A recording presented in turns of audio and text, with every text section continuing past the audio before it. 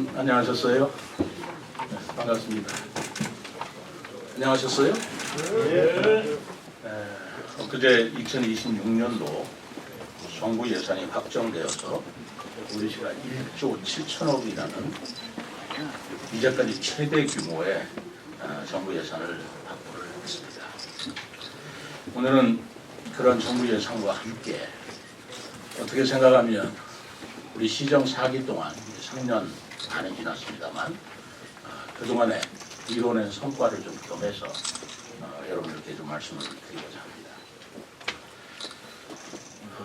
2012년도에 우리 세종시가 출범한 이래로 다른 데는 8기, 우리 지역은 4기를 맞이를 했습니다. 저는 시장으로 오면서 행정수도를 넘어서 미래 전략 수도를 만드는 것이 시대적 사명이다 라고 생각해서 그런 구호를 내건 나가 있습니다. 우리가 행정수도뿐만 아니라 또 자족 기능을 확충하기 위해서 저 나름대로는 정말 지난 3년 6개월 동안 쉼없이 달려왔다고 생각합니다. 그리고 시정 4기가 6개월 남아있는 이 시점에서 볼 때 여러분들은 어떻게 평가하실지 모르지만 저로서는 세종시가 역사적 전환점을 맞고 있는 시기를 맞고 있다라고 생각합니다. 그 이유는 미안합니다. 그 이유는 우리가 2003년부터 행정수도했지만 구호 약속으로 끝나고 있었고 마치 정치적인 선거 때만 얘기되는 그런 희망 고문이었지 않나라고 생각을 합니다만 시정 4기에 들어서 정말 초당적 협력으로 행정수도 특별법 제정이 지금 가시화되고가 있습니다. 그리고 우리가 입법 행정뿐만 아니라 중앙사법은 아니지만 우리가 지방법원, 지방검찰청이 부지는 마련해놓고 그것이 이전한다는 계획을 다시 세우지를 못했던 것이 사실이었습니다. 그러나 세종지방법원 설계비가 내년도 정부 예산에 반영이 되었고 또 이 법도 그 법원조직법이죠. 법원조직법 개정안도 재작년이라고 합니다. 시정 4기 안에 법 제정이 되고 그리고 올해 처음으로 설계비가 반영되었다는 그런 말씀을 드리고자 합니다. 그렇다면 우리 세종시는 입법, 사법, 행정 기능이 축적된 행정수도의 완성을 위한 기반이 마련되고 있다고 생각합니다. 또 광역 BRT하고 CTX 등의 광역 교통망을 확충하였고 그제 보도가 됐습니다만 역대 최대의 투자 유치 실적을 이끌어내면서 정말 명실상부한 대한민국의 미래 전략 수도로 자리 잡고 있지 않나 생각합니다. 이러한 성과는 시민 여러분들의 성원과 관심이 있었기에 가능한 것이었고 오늘은 그 성과에 대해서 간략하게 좀 말씀을 드리고자 합니다. 우리 시는 그동안 행정 수도에 대한 위헌 논란 등으로 인해서 법적 제도적인 불안정 속의 행정 중심 복합도시로 이름지어서 성장을 해왔습니다. 그러나 국회 세종의사당과 대통령, 세종집무실 건립이 추진이 되고 또 법적 근거를 갖추기 위한 초당적 협력이 바로 제 임기 중에 이루어졌다는 것에 대해서 저는 매우 의미 있게 생각하고 있는 것이 솔직한 심정입니다. 정부 국정과제에 행정수도 명문화가 개헌의제로 포함이 되었고요. 올해 9월달이죠. 또 행정수도 세정을 법적 제도적으로 규정하기 위한 행정수도 특별법이 현재 국회에 발의되고 있습니다. 희망컨대 내년 상반기 중에 행정수도 특별법이 국회를 통과한다면 행정수도 세종에 대한 법적 근거는 완비될 것이라고 봅니다. 또 시정 4기 들어서 국회 세종의사당, 대통령 세종집무실 건립도 가시화되는 속도를 내게 되었습니다. 23년 10월에 국회 규칙이 제정되어서 국회 세종의사당 건립이 확정되었고요. 대통령 세종집무실을 포함한 국가상징광장 국제공모도 이달 중에 마무리될 예정입니다. 내년 정부 예산에는 이를 뒷받침하기 위한 국회 세종의사당 건립 956억 원, 그리고 대통령 세종집무실 건립 예산 240억이 반영이 되었습니다. 이 예산은 우리 시도 국회의 완전 이전에 대비해서 건립 규모 확장을 전제로 이루어진 예산이기 때문에 더 의미가 있다고 생각합니다.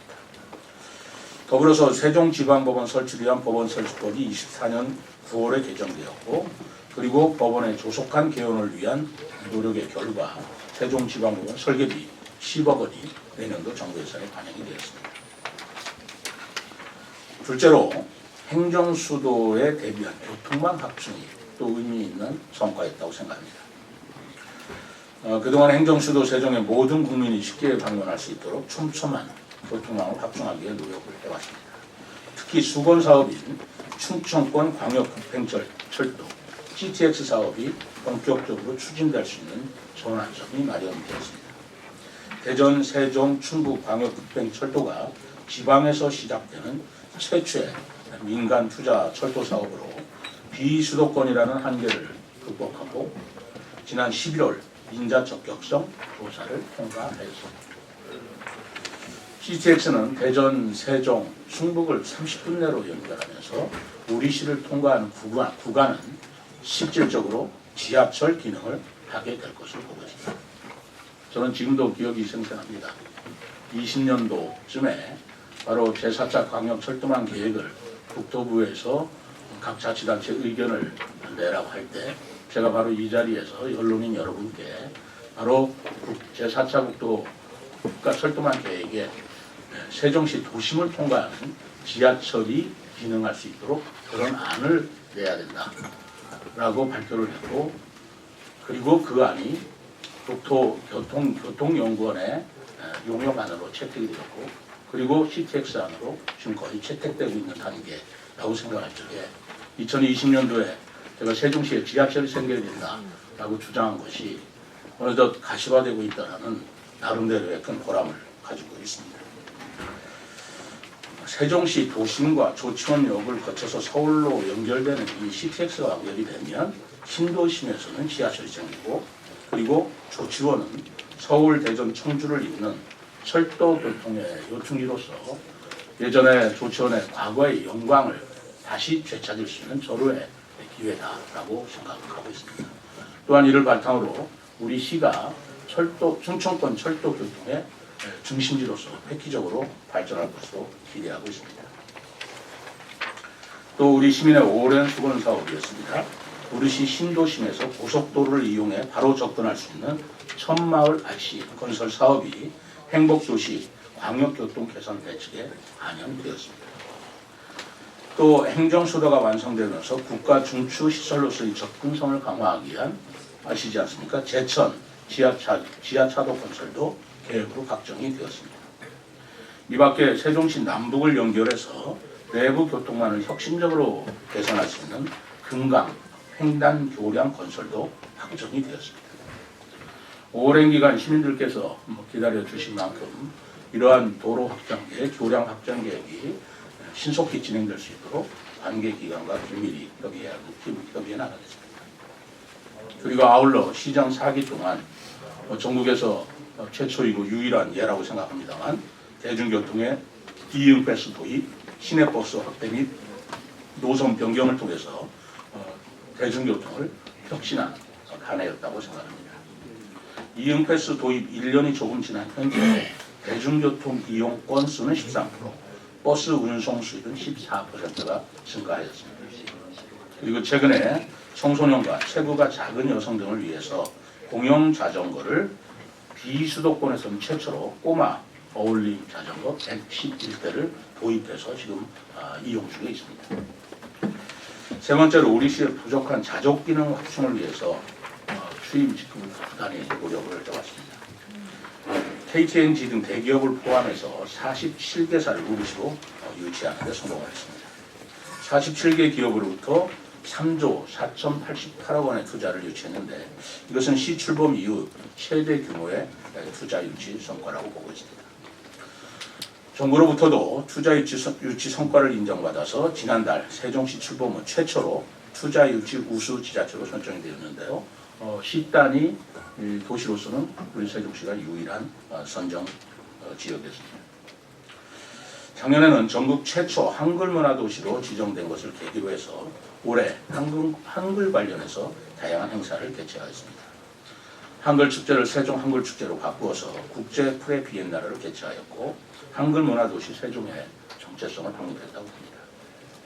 한글 문화도시는 사실 3번의 도전 끝에 이루어진 성과였습니다. 우리 시가 앞으로 한글과 문화예술을 결합해서 문화 경쟁력을 선도해 나갈 중요한 기회를 갖게 된다고 생각합니다. 또한 국립민속박물관을 유치를 했습니다. 23년도입니다.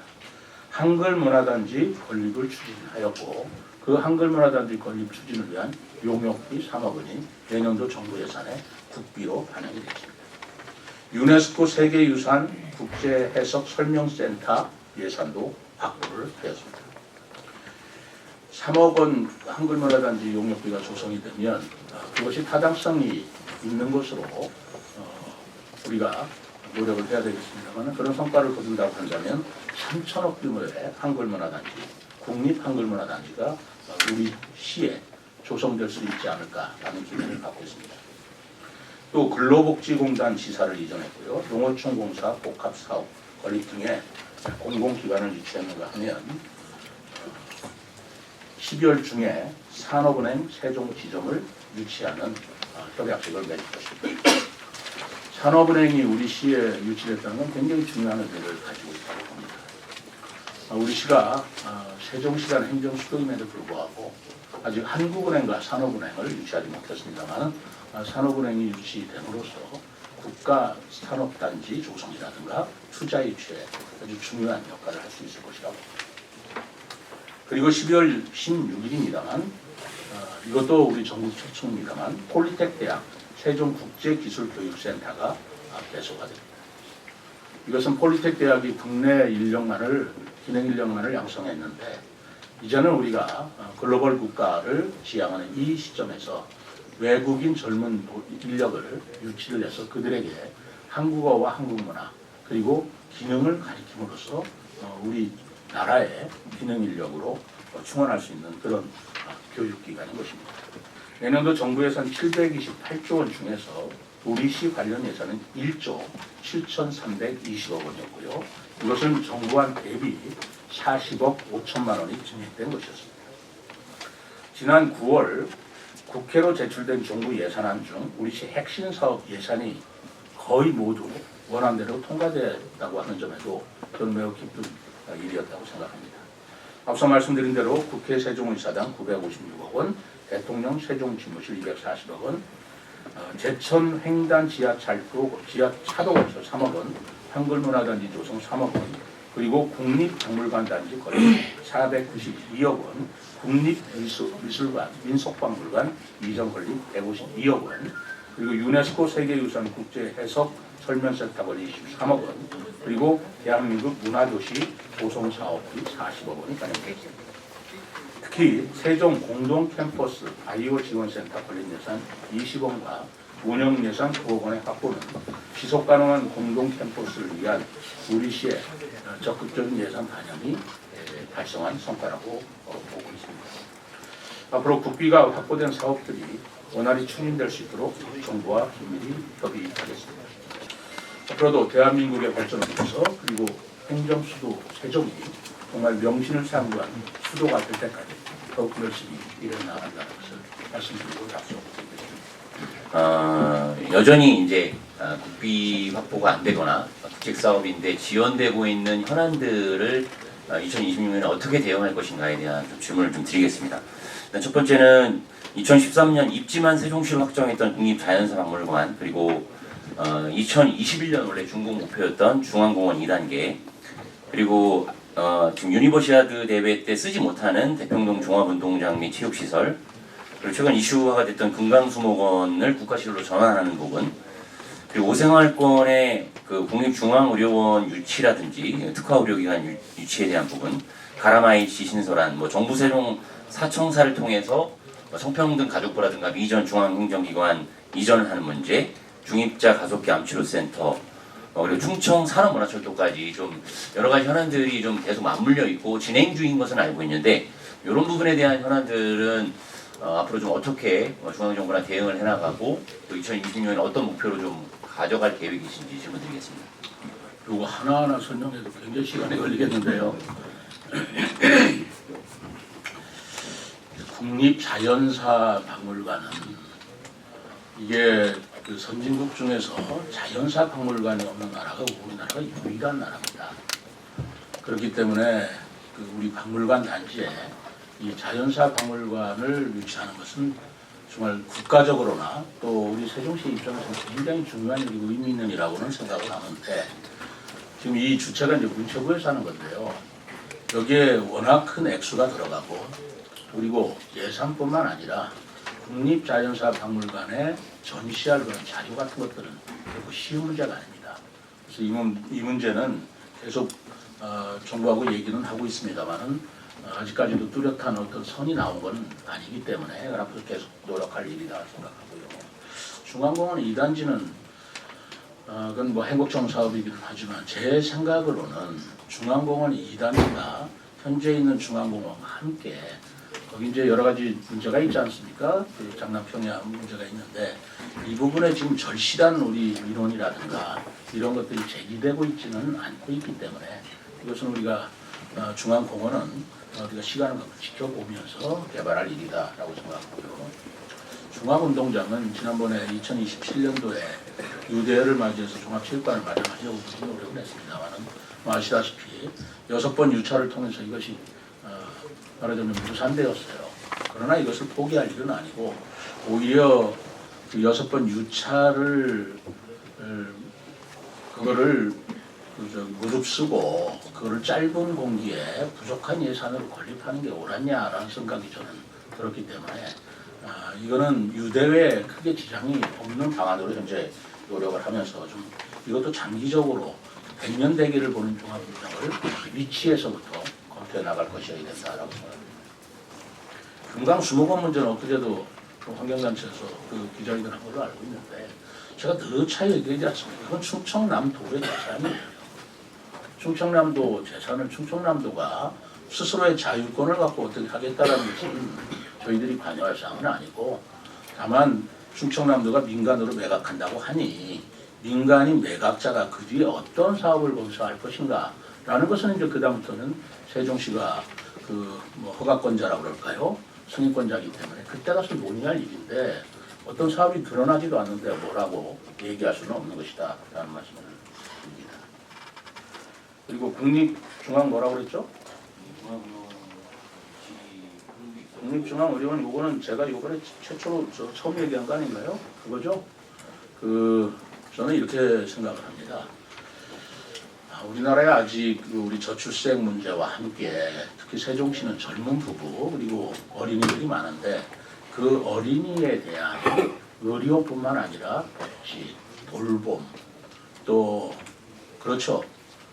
특히 중증 외상 치료 같은 거 그런 것들을 어린이를 위한 종합 의료센터, 복지센터를 만들어야 된다라고 생각을 해왔고 그것을 이번에 정부 예산안에는 없었지만 나중에 추가 예산으로 제가 그걸 심의해달라고 건의한 바는 있어요. 근데 그 부분이 아직 좀 충분한 수비 단계를 거치지 못했기 때문에 일단은 솔직히 얘기하면 반은 동의를 얻었고 반은 좀 건너야 할 길이 있다. 그래서 이건 복지부와 협의를 해서 제가 이번 세종시에 꼭 유치될 수 있도록 노력하고자 합니다. 그리고 성평등 가족부라든가라고 하는 것은 그거는 뭐 당연히 우리가 행정수도가 되면 들어와야 되는 것이고요. 지금 행정수도법에 의하면 바로 주요 헌법기관, 중앙행정기관은 세종시에 입지해야 된다라는 조항을 넣어서 지금 그 개정안이 발의되고 있기 때문에 이건 쉽게 되는 문제라고 생각합니다. 중입자 가속기는 서울에 있고 부산에 있고 제가 중입자 가속기를 유치하겠다고 지난번에 MOC를 도시바 측하고도 일본 도시바 측하고도 맺었습니다만 이거는 지금도 추진 중입니다. 다만 이건 인자를 통해서 하는 것이기 때문에 때가 되면 발표할 날이 있으리라고 보고 아직까지는 지금 계속 물밑에서 추진 중이다라는 말씀을 드리겠습니다. 마지막으로 뭐였습니까? 산업 뭐였나요? 충청산업문화철도 고령에서 세종까지. 일단 뭐 그런 여러 가지가 있는데요. 뭐 KTX 역사 문제도 당연히 뭐 질문 나오실 것 같은데 저는 지금은 CTX에 좀 집중해야 되겠다고 생각합니다. CTX라고 해석을 전액 국비로 짓는 게 아니에요. 그 3자가 계약을 맺어서 예산을 투입해야 되는데 국가와 자치단체와 민자가 거기에 같이 예산을 투입을 해야 됩니다. 근데 지방자치단체에서 약 30%를 부담하게 되면 그게 작은 돈이 아닙니다. 그 CTX가 완공된다고 할 때 현재 34년까지 약 5조 4천억의 예산이 들어갈 거라고 보는데 예산도 늘어나게 마련이에요. 거기에 우리 시가 부담해야 될 부분 또 뭐 노선이나 역사 아직 결정되지 않았기 때문에 이런 부분들은 지금부터 우리가 해야 할 숙제다라고 저는 생각하고